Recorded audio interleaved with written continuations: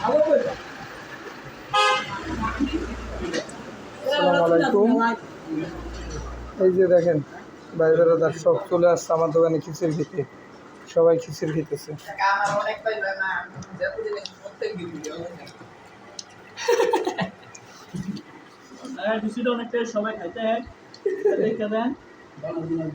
এরা বলতেছে যে মামা মাথায় নষ্ট, ফতেজঙ্গপুরে কি খিচুড়ি বানায়, খালি খাইতেই বলে মন চায়, এই কথা বলতেছে এরা।